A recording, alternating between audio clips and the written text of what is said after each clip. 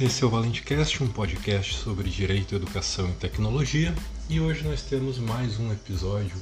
sobre a Lei Geral de Proteção de Dados Pessoais, uma questão polêmica que envolve a compra e venda de dados pessoais. Recentemente, foi noticiada uma decisão monocrática em agravo de instrumento na segunda turma do Tribunal de Justiça do Distrito Federal e Territórios, que determinou a suspensão da comercialização de dados pessoais pela empresa Serasa Experian em seu site na internet. Esse episódio do podcast está indo ao ar no dia 2 de dezembro de 2020 e essa notícia foi divulgada no site do TJDFT na última semana de novembro deste ano de 2020. E a decisão monocrática indica que a empresa oferecia para venda os dados pessoais de aproximadamente 150 milhões de brasileiros, ou seja, a maior parte da população do país, e aí abrangendo dados de contato, localização, idade, sexo, poder aquisitivo, entre outros dados pessoais, pelo valor individual de apenas 98 centavos. Concluiu-se na decisão que a existência de uma base legal de tratamento desses dados pessoais pela empresa controladora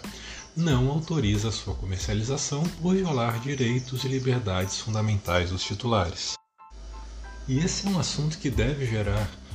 mais dúvidas e conflitos a partir da sua regulação pela Lei Geral de Proteção de Dados Pessoais, sob três aspectos principalmente: a comercialização de dados pessoais pelo próprio titular, pelo controlador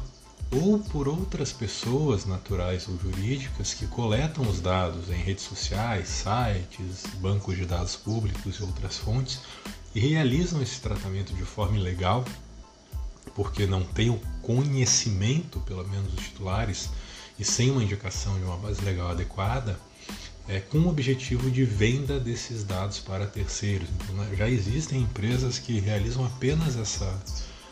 coleta, essa captação, essa busca pelos dados pessoais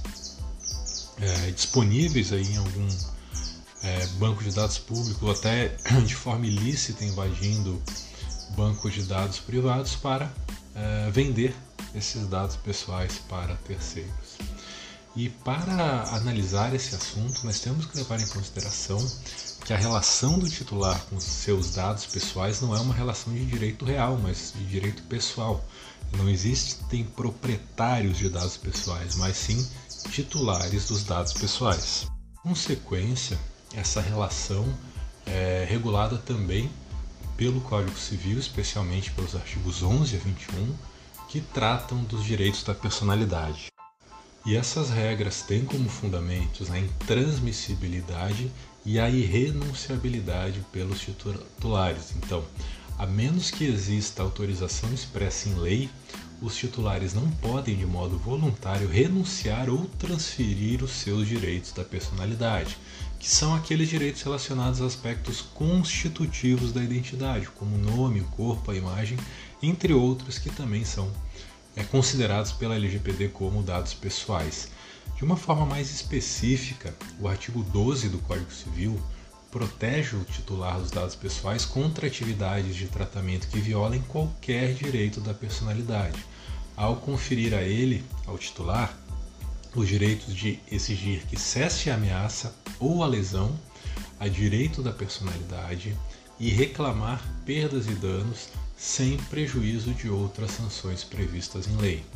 E é por isso que a LGPD tem entre seus objetivos e fundamentos o livre desenvolvimento da personalidade da pessoa natural,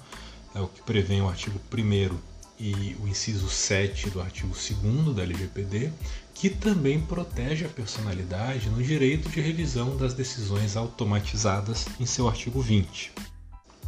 Então a LGPD não se limita a condicionar o tratamento dos dados pessoais ao respeito à privacidade e às liberdades individuais, mas vai além disso e especifica o desenvolvimento livre da personalidade, o que compreende a necessidade de uma proteção ampla de todos os direitos da personalidade do titular em todas as formas de tratamento de dados. E é a partir disso e de outros fundamentos e argumentos que surgirem que deverá ocorrer essa discussão sobre a existência ou não de um direito à comercialização dos dados pessoais, seja pelo titular, pelo controlador ou por terceiros, e em caso positivo, ou seja, caso se admita essa relação de compra e venda de dados pessoais por alguma dessas pessoas ou por todas elas, é preciso definir quais são as suas regras e limites. Então esse é um tema bastante polêmico e certamente nós voltaremos ainda em episódios futuros a discutir mais questões pontuais relacionadas à possibilidade ou não da compra e venda de dados pessoais no Brasil.